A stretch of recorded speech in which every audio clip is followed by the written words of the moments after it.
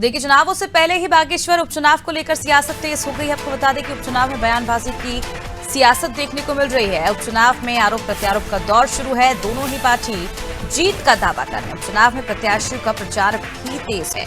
चलिए, ज्यादा जानकारी के लिए रुक करते हैं संवाददाता सोनू सिंह की। और सोनू, जिस तरह से हम लगातार देख रहे हैं, बागेश्वर उपचुनाव को लेकर दोनों ही पार्टी एक दूसरे पर आरोप प्रत्यारोप लगा रही हैं, लेकिन साथ ही दावा भी कर रही हैं जीत का।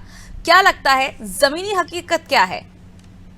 अब देखिए, इस सीट के अगर हम इतिहास की बात करें तो बीजेपी का ये एरिया बढ़ रहा है और ऐसे में बीजेपी के जो प्रदेश स्तरीय पार्टी के पदाधिकारी हैं वो इस बात के लिए आश्वस्त दिखाई दे रहे हैं कि एक बार फिर से उपचुनाव में, चाहे वो जो मौजूदा विधायक रहे हैं जिनका स्वर्गवास हो गया है, उनके परिजनों को टिकट देकर के भावनात्मक तौर पर बीजेपी को जो है इस विधानसभा सीट पर जीत हासिल होगी।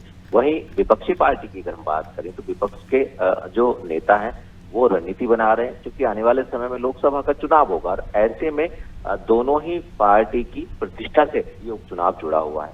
लिहाजा दोनों ही पार्टी के जो नेता हैं वो लगातार ये प्रयास कर रहे हैं कि इस सीट पर जीत जो है वो उसके दल की होगी, क्योंकि बीजेपी का पहले से कट रहा है और बीजेपी की प्रदेश में सरकार है और जो मौजूदा समय में बीजेपी ने प्रत्याशी उतारा है वो जिस मौजूदा कैबिनेट मंत्री के निधन के बाद जो है उनकी पत्नी को प्रत्याशी बनाया है। तो वहीं कांग्रेस ये कोशिश कर रही है कि लोकसभा चुनाव से पहले एक कांग्रेस बड़ा संदेश देने में कामयाब होगी अगर कांग्रेस जो है वो इस सीट पर जीत दर्ज कर लेती है। तो अब देखना होगा कि चुनावी हकीकत है वो जो है वो 5 तारीख को जब मतदान होगा उस समय सामने आ जाएगी और जब 8 तारीख को जब मतगणना होगी उस समय सामने आ जाएगी कि जो बीजेपी के दावे हैं और जो कांग्रेस के दावे हैं, आखिर इन दावों में कितना दम है।